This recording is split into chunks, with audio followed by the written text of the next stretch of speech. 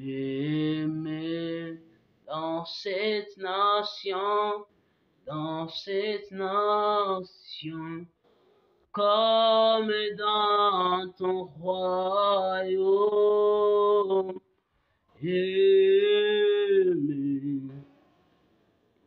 Aimer, c'est ton règne,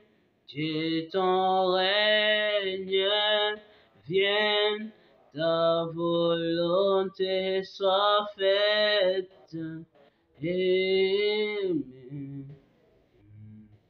Aimer dans cette nation, comme dans ton royaume.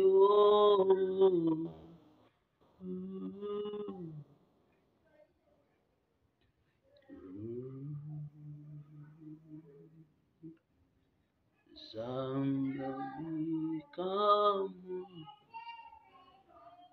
Tikalola naefungwamu. Zambabikamu, imonisa. Zambabikamu, Tikalola nayo efungwama. Zambabikamu, imanisa.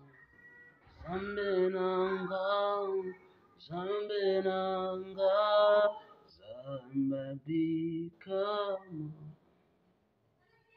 Tikalola nayo efungwama. Zambabikamu, imonisa.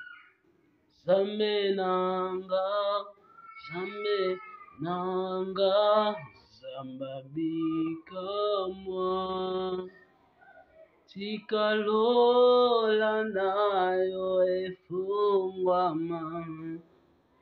Zambabikamu, imonisa. Seigneur Dieu Tout-Puissant, Éternel Dieu de gloire, bénis ces messages. Seigneur, ouais-moi pour communiquer fidèlement tes pensées. Et Père éternel, que ces messages soient écoutés partout dans le monde. Que ces messages engendrent des vrais chrétiens qui vont te servir dans la vérité jusqu'à ce que tu les viennes. Seigneur, que ces messages bouleversent, transforment et embrassent des vies partout, ici dans le pays et partout dans le monde. Au nom puissant de Jésus-Christ de Nazareth. Amen. Bonjour mes frères et sœurs dans le Seigneur, nous vous bénissons au nom du Seigneur Jésus-Christ. Partout où vous allez nous suivre, que le Seigneur, que la paix du Seigneur soit avec nous tous. Nous sommes dans la continuité de nos enseignements sur l'étude du livre de l'Apocalypse. Et on était en train de parler sur les sept églises d'Asie mineure. Nous allions parler de la première église qui est l'église d'Éphèse. Nous allions parler de la deuxième église qui est l'église de Smyrne. Nous avions parlé de la troisième église qui est l'église de Pergame. Aujourd'hui, nous allons parler de la quatrième église qui est l'église de Thyatire. C'est pourquoi notre thème d'aujourd'hui, la lettre de Jésus-Christ à l'ange de l'église de Thyatire. La lettre de Jésus-Christ à l'ange de l'église de Thyatire. La période de l'église de Thyatire a commencé vers 606 après Jésus-Christ jusqu'à 1520. C'est ça la période dans laquelle l'histoire de l'église fut dominée par la papauté. Et aussi, juste à la fin de la période de cette église, c'était d'abord les règnes de la papauté, les règnes de la doctrine de Balaam, les règnes de la doctrine des Nicolaïtes. Et ensuite, c'était la réforme par Martin Luther King qui a commencé vers 1517. En effet, Thyatire est le développement de la papauté de Pergame. Qu'est-ce qui s'est passé à Pergame? L'église de Pergame était sous la doctrine de Balaam et sous la doctrine de Nicolaïte. Alors l'église de Thyatire, c'est le développement de cette doctrine, c'est-à-dire la croissance de l'idolâtrie dans l'église. C'est la croissance de la doctrine de Balaam, la croissance de la doctrine de Nicolaïte, c'est la croissance de l'idolâtrie, c'est la croissance de l'évangile des clergés, des laïcs. C'est ça l'église de Thyatire. C'est ça l'église de Thyatire. Le mot Thyatire signifie sacrifice continuel. Et même si vous demandez au prêtre qu'est-ce que signifie la messe, il vous dira que la messe signifie sacrifice continuel. Donc, c'est-à-dire quoi?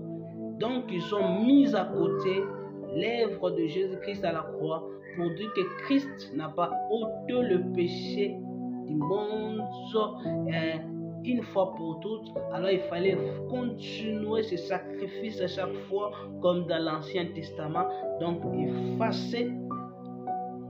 effacer l'œuvre de Christ à la croix et ensuite de prendre leur sacrifice continuel. C'est ce qui signifie Thyatire, c'est-à-dire sacrifice continuel. Chaque fois faire des sacrifices, chaque fois il faut des sacrifices pour nos péchés, chaque fois il faut payer pour nos péchés. Et c'est ça vraiment l'église de Thyatire, parce que c'était la croissance de ce qui a commencé à l'église de Pergame, parce que dans l'église de Pergame c'était la doctrine de l'argent, parce que c'est ça la doctrine de Balaam, la doctrine de l'argent.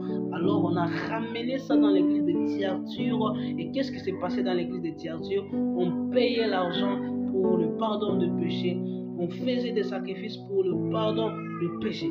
Alors, lorsque un homme qui s'appelait Martin Luther King a commencé à lire la Bible, et quand il a commencé à lire la Bible, il a lu le salut par la grâce, non par de l'argent, mais par la grâce. Et il a commencé à prêcher le salut par la grâce. Il a commencé à s'opposer à cet évangile de l'argent. Et c'est ça la réforme qui a commencé par Martin Luther King. Et ce sont des gens qui se sont prosternés à ce type d'églises.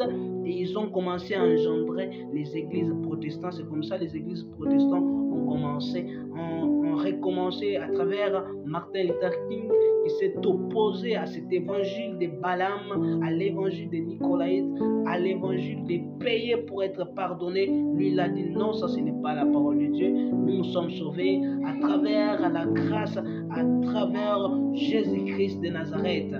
Donc cela nous enseigne le réveil dans la pourriture. Cela nous enseigne la puissance de l'évangile, même quand tout le monde était dans des faussetés. Mais quand lui lisait la parole, il a compris autre chose et il s'est révolté. Et la réforme a commencé et les protestants se sont retirés entre eux. Et le mouvement du réveil a recommencé à travers Martin Luther King. Là, c'était à la fin de l'église de Thyatire. Mais avant d'abord, l'église de Thyatire était vraiment dominée. C'était la croissance de l'idolâtrie. C'était la croissance de la doctrine de Balaam et la doctrine de Nicolaïte. Mais quand Martin Luther King s'est opposé à cet évangile, c'est maintenant la réforme et l'église protestante a commencé. Et en parlant de ces temps-là où la doctrine, en parlant de ces temps-là où il y avait la croissance de l'idolâtrie, la croissance de la doctrine de Balaam, il y avait même un homme, parce que c'est la croissance de la papauté. Il y avait un homme qu'on appelait Vicarius Philidae. Il se prononça lui-même comme étant le représentant de Dieu, et s'en plaçant sur la terre, et se donnant la qualité d'infaillibilité. C'est-à-dire lui-même, c'est un homme, Vicarius Philidae. Il se proclame lui-même le représentant total de Dieu. Cet homme-là, c'est-à-dire avant de voir Dieu, il faut passer par lui. Lui-même s'est prononcé comme ça. Parce que l'église de Thyatire, c'est l'église, c'est le temps de la croissance de la papauté. Et cet homme, Vicarius Philidève, cette personne s'est proclamé lui-même comme étant le représentant de Dieu. Donc, ce qu'il faut retenir à l'église de Thyatire, c'est quoi? L'église de Thyatire, c'est la croissance de l'idolâtrie. C'est la croissance de l'idolâtrie dans l'église. C'est la croissance de la doctrine de Balaam. C'est la croissance de la doctrine des Nicolaïtes. C'est la croissance de l'évangile de l'argent. C'est ça, l'église de Thyatire.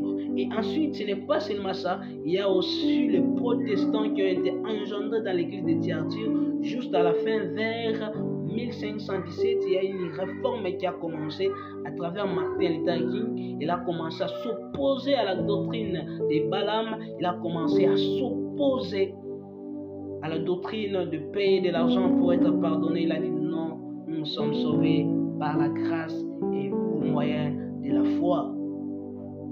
Étudions ensemble sur le plan doctrinal le passage qui parle de l'église de Thyatire. Nous sommes dans le livre de Apocalypse, chapitre 2, verset 18 jusqu'à verset 29. Apocalypse, chapitre 2, verset 18 jusqu'à verset 29. La Bible nous dit, écrit à l'ange de l'église de Thyatire, voici ce que dit le Fils de Dieu, celui qui a les yeux comme une flamme de feu, et dont les pieds sont semblables à des lérins ardents. Christ se présente à l'église de Thyatire comme le Fils de Dieu. C'est lui qui a les yeux comme une flamme de feu. Donc c'est lui qui est capable de voir tout. C'est lui il est capable de contrôler toutes choses. C'est lui qui est capable de sonder le cœur et de sonder nos pensées. C'est lui qui est capable de voir les profondeurs de nous-mêmes. C'est lui qui est capable de voir ce que les hommes ne peuvent pas voir. Il s'agit de Christ. C'est pourquoi il n'y a pas moyen de se cacher devant Christ. Il peut se cacher devant les hommes, mais il n'y a pas moyen de se cacher devant Christ. Pourquoi? Parce que ses yeux sont comme une flamme de feu. Donc ça perce, ça peut entrer là où les hommes ne peuvent pas entrer. Ça peut contrôler là où les hommes ne peuvent pas contrôler. C'est pourquoi, mes frères et sœurs, tu peux te cacher devant les hommes, tu peux te cacher devant ton église, mais tu ne peux jamais te cacher devant Christ, parce que Christ, lui, il a la capacité de voir partout. Il a la capacité de te voir partout où tu peux y être. Même là où tu es, on ne connaît pas que tu es un chrétien, mais Christ est capable d'entrer là où on ne connaît pas que tu es chrétien et de voir tout. Christ, il voit tout. Il est omniscience. Ça révèle l'omniscience de Christ. Ça révèle la présence universelle de Jésus-Christ partout. Christ, il est partout dans le monde et il nous voit. Il est capable de voir tout ce qui vient de nous, même ce que les hommes ne peuvent jamais voir. Lui, il peut voir. Mes frères et sœurs, est-ce que ta vie dépend des yeux des hommes ou bien ta vie dépend des yeux de Jésus-Christ? Les hommes peuvent t'acclamer. Les hommes peuvent dire que tu es normal.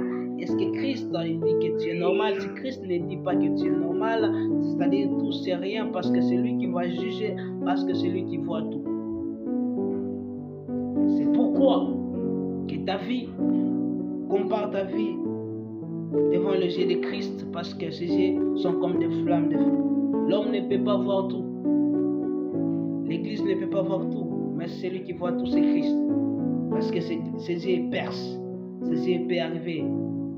Même quand tu te retrouves seul, il n'y a pas d'autres chrétiens. Mais là, les yeux de Jésus-Christ entrent et voient tout. C'est pourquoi ne soyez pas dans l'hypocrisie.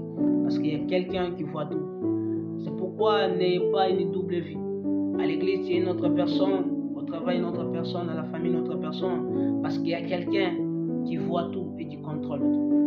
À quoi te sert de vivre dans l'hypocrisie, mais il y a quelqu'un qui te voit. Et celui qui te voit, c'est celui qui est très important.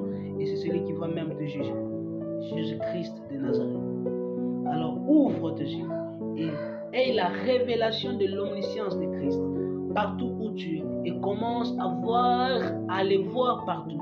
C'est ça une véritable vie chrétienne, un véritable enfant de Dieu. Il a la révélation de l'omniscience de Christ. Pourquoi? Parce que Christ, lui, il a des yeux comme des flammes de feu qui percent partout, qui voient partout. Qui es-tu lorsqu'il n'y a pas de frères et sœurs? Qui es-tu lorsqu'il n'y a pas de personnes pour te contrôler? Sois chrétien même si tu te retrouves seul. Sois chrétien même si tu te retrouves dans un endroit où on ne sait pas que tu es serviteur de Dieu. Reste un serviteur de Dieu. Pourquoi? Parce que Christ est là. Christ est partout. Et mes frères et sœurs, et dont les pieds sont semblables à des lérins ardents. Ce qui signifie que Christ, les pieds semblables à des lérins ardents, c'est-à-dire celui qui juge le mal et le péché. C'est-à-dire Christ se présente comme celui qui voit tout et Christ se présente comme celui qui juge le mal et le péché. Dans l'église de Thyatire, Christ se présente comme celui qui voit tout et comme celui qui juge le mal et le péché. Donc, il dit à l'église de Thyatire, sois sérieux. Parce qu'il voit tout, parce qu'il juge le mal et le péché. Mes frères et sœurs, Christ, il juge le mal. Ne vous habituez pas à un Dieu d'amour. Il est aussi un Dieu juste, qui est dans la justice, qui juge le mal et le péché. C'est pourquoi, mes frères, il dit à l'église de Thyatire qu'il a les pieds comme des lérins, c'est-à-dire pour juger le mal et pour juger le péché.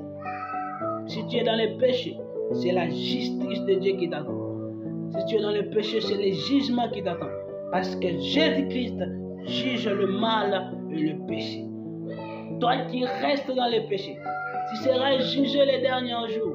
Parce qu'il n'est pas que l'amour, il est aussi juste. Il est aussi juste. Toi qui laisses le péché te dominer, il va te juger. Et l'église de Thyatire, c'était une église qui était dans la papauté, premièrement. Et Christ se présente comme celui qui voit tout et comme celui qui juge, comme celui qui juge le mal et le péché. Donc il dit à cette église d'être sérieux avec leur christianisme. C'est pourquoi j'aimerais vous dire, il faut être sérieux dans votre vie chrétienne. Est-ce que vous êtes sérieux? Êtes-vous sérieux dans votre vie chrétienne? Si vous n'êtes pas sérieux, Christ, il voit tout. Et il va vous juger en fonction de vous, en fonction de ce que vous êtes en train de vivre. Qu'est-ce que vous êtes en train de vivre? Quelle est vraiment ta vie? Est-ce que tu es vraiment un vrai chrétien? Si tu n'es pas un vrai chrétien, Jésus-Christ va te juger et tu finiras en enfer. Parce que Christ voit tout et il va te juger. Il sera contre toi. Je connais tes œuvres. Verset 19. Je connais tes œuvres, ton amour, ta foi, ton fidèle service, ta constance et tes dernières œuvres, plus nombreuses que les premières. Il est en train de louer. Dieu reconnaît le bien, même malgré il y avait le mal. C'est une église qui était attachée à la foi. Dieu reconnaît cela. L'église de Thyatire, parce que quand Dieu parle des églises, il parle de points forts et de points faibles. Par exemple, il a parlé de l'église d'Éphèse. Cette église était dans l'amour. Et ensuite, Jésus-Christ parle de la faiblesse de cette église qui a perdu son premier amour.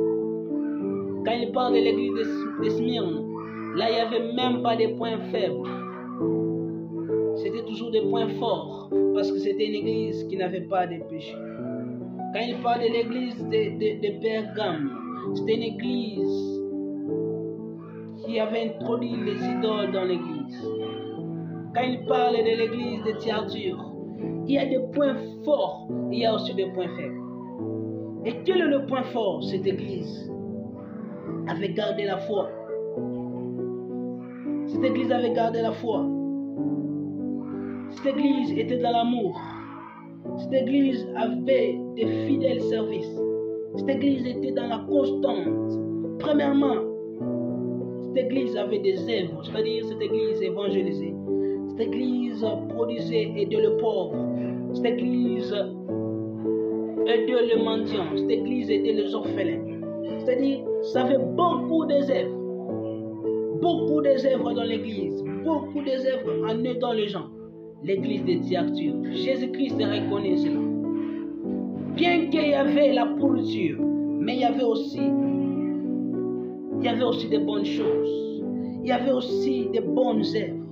Cette église aussi, il y avait aussi l'amour. C'était une église qui était vraiment dans l'amour. L'église de Thyatire. Il y avait l'amour. Cette église était vraiment dans la foi en Christ. Il avait la foi. Cette église avait la foi au Seigneur Jésus-Christ.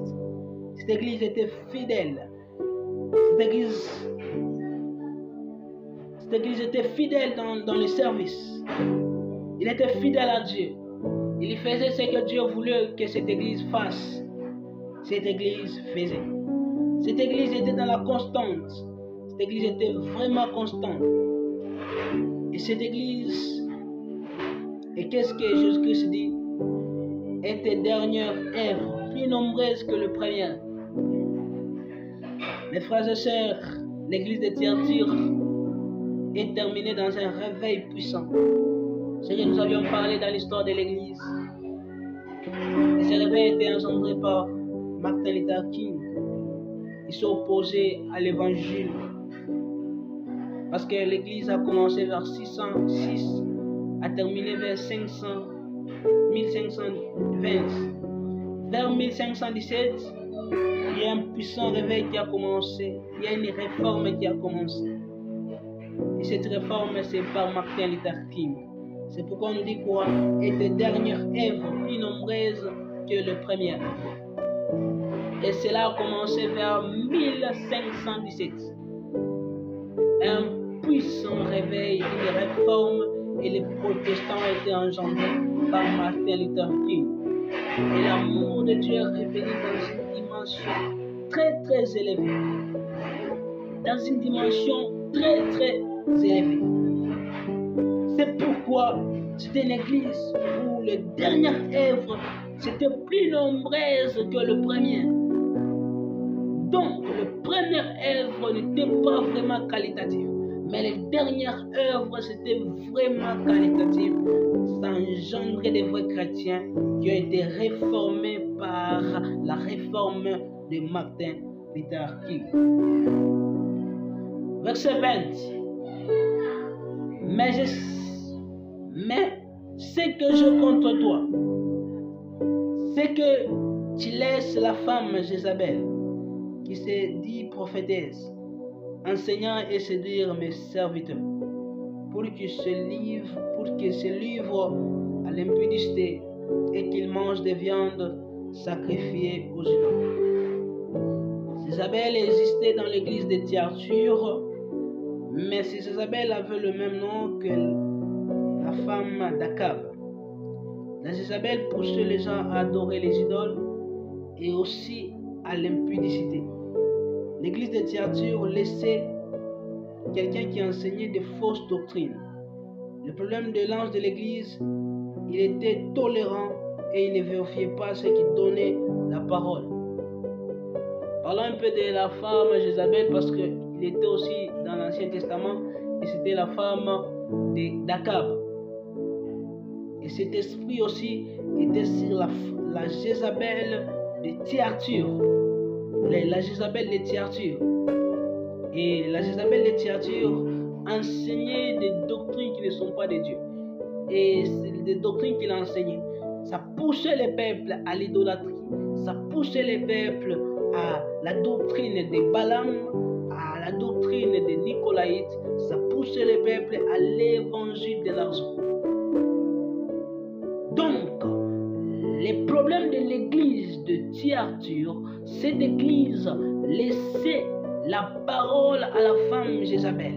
C'est-à-dire, cette église laissait la parole à n'importe qui enseignait des fausses doctrines. C'est ce qui faisait que d'autres étaient perdus dans l'église de Thyatire. Pourquoi? À cause des personnes qu'on enseignait pour donner la parole. Ce n'est n'écoutait pas des personnes qu'il fallait laisser pour donner la parole, mais on les laissait afin de donner la parole. Et les peuples de Dieu étaient séduits et ils étaient dans l'idolâtrie, ils étaient dans l'impudicité à cause des personnes. Pourquoi? À cause de la tolérance et à cause de la tolérance des serviteurs, ils laissaient cela et ils enseignaient des fausses doctrines, les doctrines de l'idolâtrie, la doctrine de l'impudicité, la doctrine de l'argent qui résume la doctrine de Balaam et aussi la doctrine de Nicolaïtes où il y a les clergés et les laïcs, mais il n'y avait pas tout cela dans la grâce. Mais la femme Jézabel enseignait cela et on les laissait tranquilles. Mes frères et sœurs, laissez quelqu'un entrer d'enseigner des fausses doctrines, entrer d'enseigner la doctrine qui n'est pas de Dieu, c'est un danger pour l'Église. Et rester calme devant cela, c'est un danger pour l'Église et un danger pour le corps de Christ. Que quelqu'un crie des fausses doctrines et il n'y a plus même d'intervention. C'est ça l'Église de Thyatire, ils laissaient la parole à n'importe qui.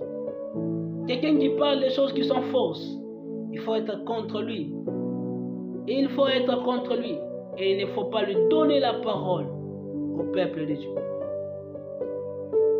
L'erreur de l'église de Thyatire, cette église, a laissé la femme Jézabel de prêcher, qui se dit, c'est-à-dire qui se dit prophétesse. Elle n'était pas même prophétesse, qui se dit prophétesse, mais on lui a laissé, on lui a cédé la chair. Il a commencé à prêcher des choses qui ne sont pas de Dieu. Il a commencé à prêcher l'idolâtrie. Il a commencé à prêcher le pidisme.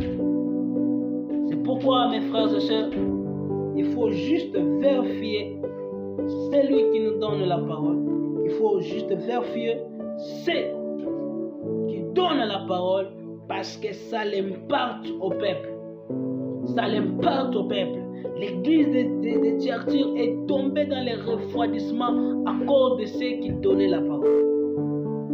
À cause, parce qu'on a laissé la femme Jézabel et qui a commencé à prêcher des choses qui ne sont pas de Dieu. Prenons l'image de l'église. Vous invitez quelqu'un qui n'est pas vraiment chrétien, mais parce qu'il a de l'argent, il vient prêcher à l'église. Il commence à prêcher des bêtises, mais parce qu'il va laisser quelque chose. Avant de laisser la chair à quelqu'un, vérifier sa vie, vérifier sa doctrine, vérifier vraiment sa vie. Pourquoi? Parce qu'elle peut perdre le peuple de Dieu. Avant d'écouter quelqu'un, il faut vérifier sa doctrine, vérifier sa vie, prier aussi, pour ne pas être perdu. L'église de Thyatire était perdue parce qu'ils écoutaient la femme Jézabel. Ils écoutaient la prédication, le message de la femme Jézabel, et on les laissait librement. Et le peuple de Dieu était séduit. Ils étaient dans l'idolâtrie, ils étaient dans la doctrine de Balaam et aussi dans la doctrine de Nicolaïtes. Je lui ai donné du temps, afin qu'elle se repentit, et elle ne veut pas se repentir de son impudicité. Dieu est bon. Dieu est bon. Dieu ne frappe pas directement. Dieu lui a donné du temps afin que la femme Jézabel, qu'elle puisse se repentir, qu'elle puisse se repentir de son impudicité. Et cette femme ne voulait pas se repentir de son impudicité. Dieu est bon, Dieu ne frappe pas directement. C'est pourquoi quand vous voyez quelqu'un, il est posé. Donc, Dieu lui parlait déjà. Dieu lui parlait depuis des années.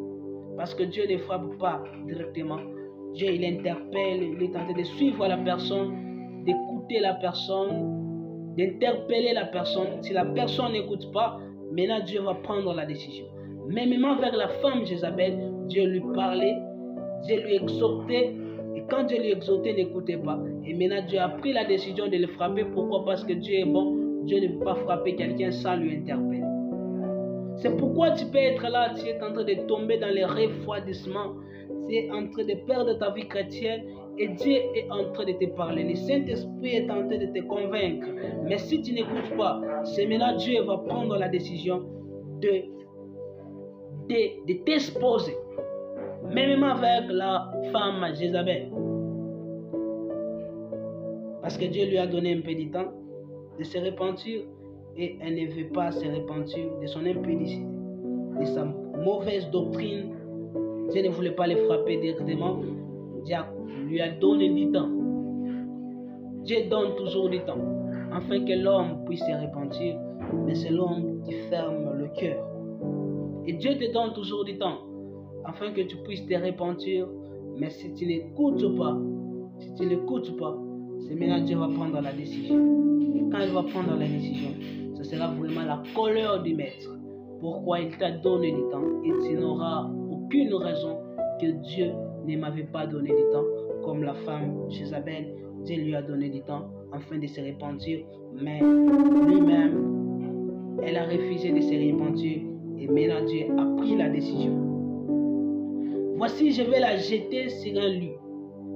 Là, c'est maintenant la décision de Dieu. Je vais la jeter sur un lit et envoyer une grande tribulation à ceux qui commettent adultère avec elle, au moins qu'ils ne se repentent de leur œuvre. C'est-à-dire, Dieu a pris la décision de la jeter sur un lit et envoyer une grande tribulation à ceux qui commettent adultère avec elle. Donc, ceux qui suivent aussi la femme Jézabel et aussi, ils vont subir le jugement de Dieu. Ils vont subir la tribulation de Dieu. Ce n'est pas que la femme Jézabel, même ceux qui sont derrière sa doctrine, derrière ses enseignements, derrière sa doctrine d'idolâtrie, derrière sa doctrine d'impudicité, et aussi seront jugés mêmement. De la même façon dont la Jézabel sera jugée, ceux aussi qui les suivent, toutes les personnes qui les suivent seront aussi jugées sérieusement. Pourquoi? Parce que Dieu juge la tête, il juge aussi le corps. Donc la femme Jézabel est représentée comme la tête de la doctrine de Balaam à l'église de Thyatire, et les corps aussi, tous ceux qui les suivent, ils seront aussi jugés sévèrement. C'est pourquoi, mes frères et sœurs, attention, vous qui dites quoi? Non, nous les suivons seulement. Mais nous suivons Dieu, nous ne suivons pas tout ce qu'ils font. Quand vous êtes dans ce mouvement, il y a un jugement qui est derrière vous. Quand vous êtes dans ce mouvement, vous l'acceptez. Quand vous acceptez une mauvaise personne, quand vous acceptez celui qui enseigne des doctrines qui ne sont pas de Dieu, vous acceptez sa doctrine et vous allez subir le même jugement. Quand vous acceptez celui qui est d'accord avec la doctrine de Balaam, avec la doctrine des papautés, quand vous acceptez cette personne et vous êtes derrière lui, vous aussi, vous serez jugés. Pourquoi? Parce que Dieu dit, même ceux qui commettent l'impudicité avec lui, donc ceux qui sont derrière lui, ceux qui acceptent cette doctrine, ils seront aussi punis sévèrement, mes frères et sœurs. Voici la décision encore de Dieu. La première décision de Dieu, je vais la jeter sur un lit. La deuxième décision de Dieu, je ferai mourir des morts ces enfants. J'ai pris la décision de faire mourir des morts ces enfants. Et toutes les églises connaîtront que je suis celui qui sonde les reins et les cœurs. Et je vous rendrai à chacun selon vos œuvres. Mes frères et sœurs, là on connaît la raison pourquoi Dieu va frapper l'église de Thyatire et celui qui était à la tête, qui enseignait la femme Jézabel. Premièrement, c'est pour que toutes les églises reconnaissent le jugement de Dieu. Pourquoi? Parce que si Dieu laissait tout ce qui s'est passé sans envoyer la discipline, les autres églises aussi devaient tomber dans les refroidissements et devaient comprendre que ce n'était pas normal. Alors c'est pourquoi Dieu envoie la discipline, afin que d'autres églises aient de la crainte de Dieu. Pourquoi? Parce que notre Dieu, c'est un Dieu d'amour et c'est aussi un Dieu de jugement. Il dit quoi? Pour que toutes les églises puissent connaître les jugements de Dieu. Mes frères et sœurs, si tu fais le péché, si tu es dans le péché, Dieu va te frapper. Pourquoi? Afin que ça donne l'enseignement à d'autres chrétiens. Afin que ça donne l'enseignement à d'autres églises. C'était ça, la cause du jugement de la femme Jézabel. Pour que d'autres églises aient un peu l'exemple du jugement de Dieu. On ne blague pas avec Dieu, on ne joue pas avec Dieu. Si vous jouez avec Dieu, vous allez subir le jugement terrestre et le jugement éternel. Et le jugement éternel, vous allez subir cela. C'est pourquoi je ferai mourir des morts ces enfants. Et toutes les églises connaîtront que je suis celui qui sonde les reins et les cœurs.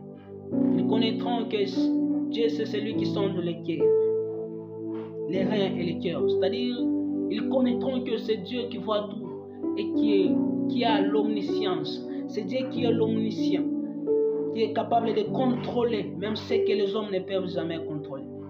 Ils connaîtront que c'est celui qui peut voir ce que les hommes ne peuvent jamais voir, parce que les reins et les cœurs, ils sont invisibles devant les hommes, mais visibles devant Dieu, parce que Dieu peut voir l'intérieur et aussi l'extérieur. Donc, même si j'étais comme si j'étais chrétien, mais qui était dans une fausse doctrine, Dieu va les juger afin de donner l'exemple à d'autres églises qui sont dans l'hypocrisie, qui se fait comme s'ils sont dans l'évangile, mais qui sont dans les démons, qui sont dans l'évangile qui n'est pas de Dieu. Dieu va les juger afin de faire voir que c'est celui qui sonde les reins et le cœur.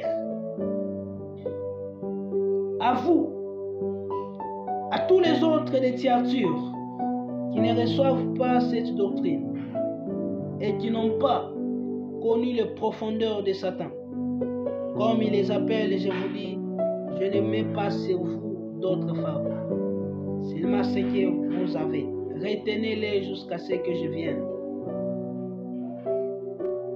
Maintenant, dans l'église de Thyatire, Christ a parlé du point fort et aussi du point faible. Donc, dans l'église de Thyatire, il y avait les autres qui n'avaient pas suivi la doctrine de Jézabel, qui n'écoutaient pas ces messages et qui ne croyaient pas à ces messages. Et ils croyaient toujours au message de Dieu. Cela nous révèle que même s'il y avait la pourriture, même si le mauvais message circulait partout, il y avait toujours les restes de Dieu qui pouvaient s'opposer à ces fausses doctrines, qui pouvaient s'opposer à des messages qui ne sont pas de Dieu. Il y avait toujours les restes de Dieu. Et ce message est adressé au reste de Dieu. À ces restes de Dieu qui n'ont pas connu la profondeur de Satan. C'est-à-dire qui ne se sont pas concentrés aux profondeurs de Satan. La profondeur de Satan, c'est quoi?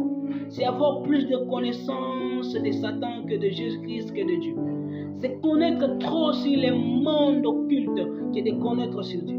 C'est avoir des témoignages sataniques que des témoignages de Dieu. C'est pourquoi ce n'est pas important de connaître les profondeurs de Satan. Pourquoi? Parce que Christ dit quoi? Même à ceux qui n'ont pas connu les profondeurs de Satan. Nous, on n'a pas besoin de connaître trop sur le diable, nous avons besoin de connaître trop sur Dieu. C'est pourquoi même des témoignages qui parlent trop du diable, qui témoignent trop du diable, on n'en a pas besoin. Nous avons trop de connaître sur la parole de Dieu, de connaître sur Jésus-Christ et de tout ce qu'il a fait à la croix de Golgotha. Et cela, ça nous donne la victoire et de croire totalement à lui. On n'a pas besoin de connaître les profondeurs du diable. Et dans l'église de Thyatire, qu'est-ce qui est arrivé? On a enseigné les profondeurs de Satan. Les profondeurs de Satan. Donner des témoignages du diable. Donner comment le diable fonctionne. On n'a pas besoin de connaître trop comment le diable fonctionne, mais nous avons besoin de connaître trop sur Jésus-Christ, car c'est lui qui est notre maître. Comment tu ne connais pas ton maître, mais tu connais celui qui n'est pas ton maître, comment il fonctionne? L'église de Thyatire. Il y a ceux qui n'avaient pas connu les profondeurs de Satan. Il y a ceux qui n'avaient pas connu les profondeurs de Satan. C'est pourquoi, mes frères, même si tout le monde peut être perdu, il y a toujours ceux qui ne sont pas perdus. Même si tout le monde peut être influencé par des fausses doctrines, il y avait toujours ceux qui n'étaient pas influencés par des fausses doctrines. Et que cette personne soit toi, qui ne peut pas être bougé par le mouvement du monde, qui ne peut pas être influencé par la puissance des ténèbres, qui ne peut pas être influencé par le développement de ce monde, mais qui est influencé par la puissance de l'évangile, qui est influencé par la puissance de la parole de Dieu, qui est influencé par la puissance de Jésus-Christ. Parce qu'il y a toujours les restes. Malgré la pourriture, malgré que le monde est perdu, il y a toujours les restes. Il y avait toujours les restes. Malgré la femme Jézabel avait pris le relais et d'enseigner des choses qui ne sont pas de Dieu. Il y avait toujours des gens qui disaient non à cet évangile qui n'est pas de Dieu. C'est pourquoi, mes frères, soyez cette personne, soyons de telles personnes qui peuvent dire non à des doctrines qui ne sont pas de Dieu. Même si ces doctrines ont des succès, même si ces doctrines ont des richesses, mais disons non à cette doctrine, parce que la femme Jézabel avait tout, mais n'avait pas la vérité. Comme elle n'avait pas la vérité, il y avait tout, il y avait toujours ceux qui disaient non à cette doctrine, qui disaient non à cette doctrine. Et qu'est-ce que Jésus-Christ nous dit? Il nous dit quoi? De rester comme ça. De rester comme ça, de ne pas écouter la femme Jézabel. De rester comme ça, de ne pas écouter la doctrine de Jézabel. Pourquoi? Parce que Jésus-Christ revient.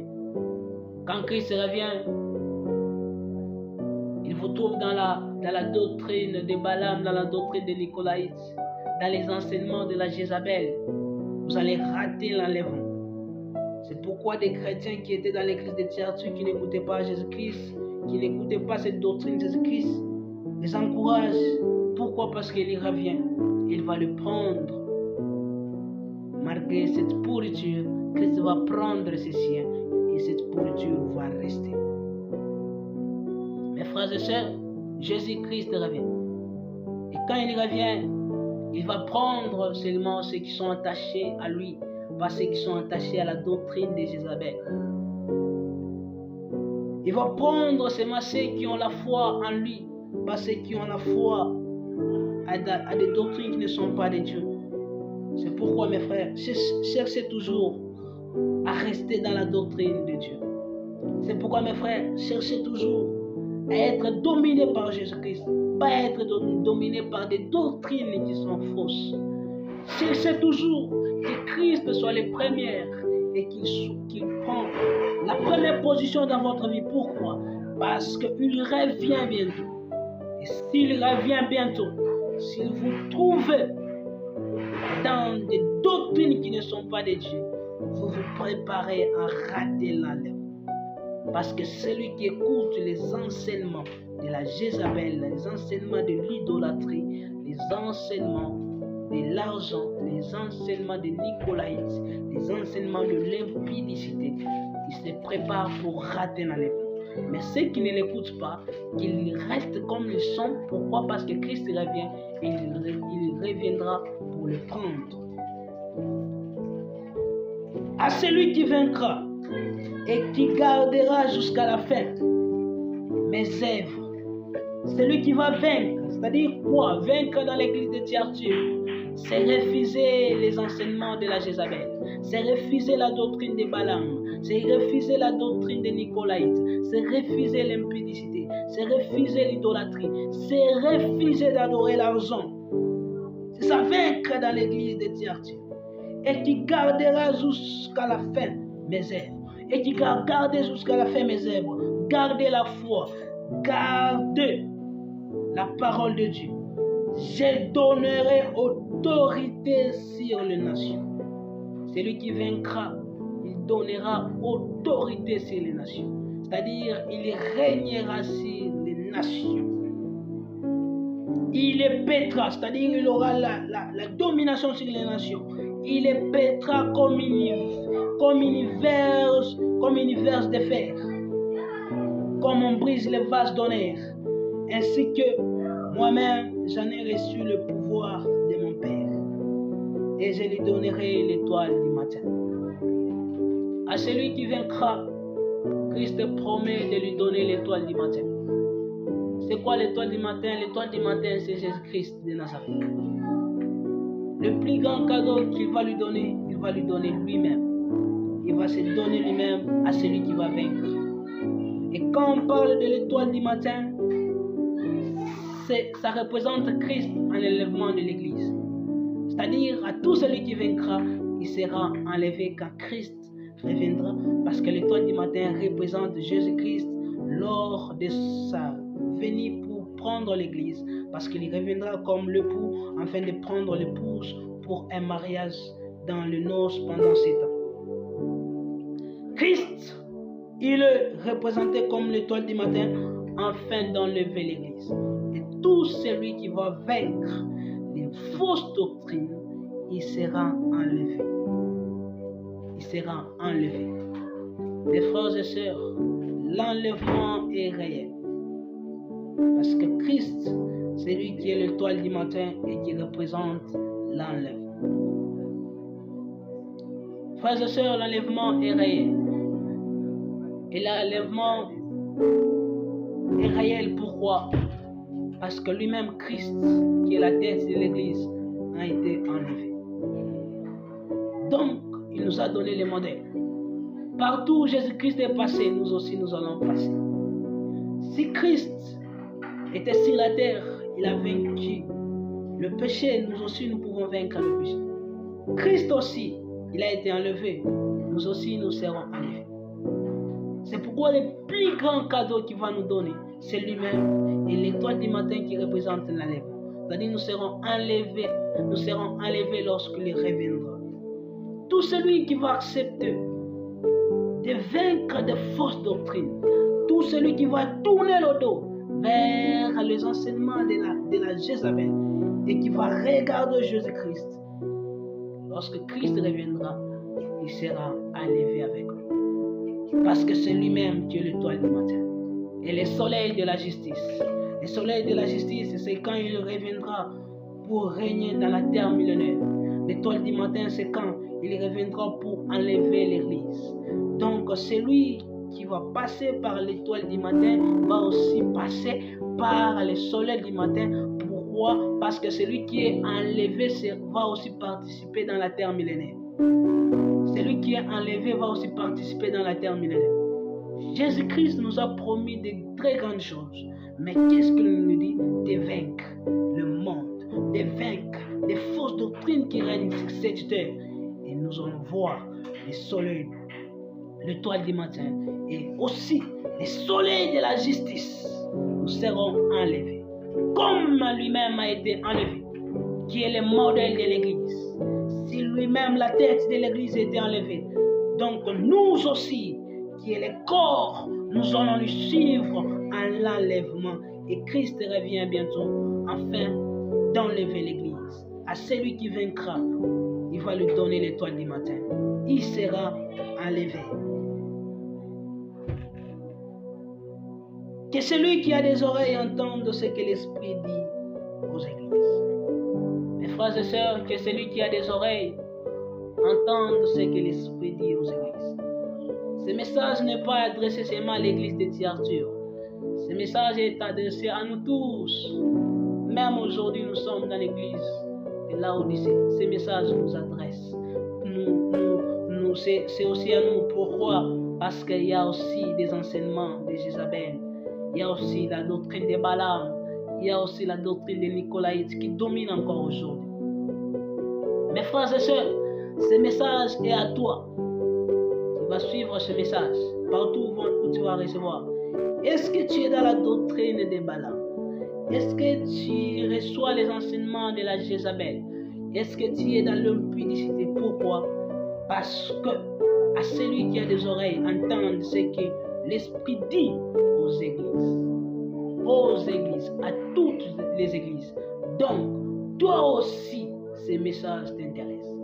Tu te retrouves dominé par la doctrine d'idolâtrie, par la doctrine de l'impudicité. Il est temps pour toi de se repentir parce qu'il revient. Et quand tu ouvres ton cœur, il entre et qu'il domine. Et que tu te libères de l'idolâtrie. Et que tu sois libéré de l'impudicité. Et que tu sois libéré de l'amour de l'argent, d'adorer de l'argent. Il va te donner l'étoile du matin. Tu seras enlevé. Et le plus grand cadeau, il va se donner lui-même à toi. Ne suivez pas les mouvements du monde. Ne regardez pas tout ce qui se passe dans les mondes. Ça n'a rien à faire. Mais suivez ce que Christ vous dit. Et ce que Christ vous dit, c'est quoi? C'est de vaincre de fausses doctrines. Arrêtez ces fausses doctrines. Ne disez pas non parce que je suis né dans une famille qui adore des idoles. Moi aussi, je vais continuer.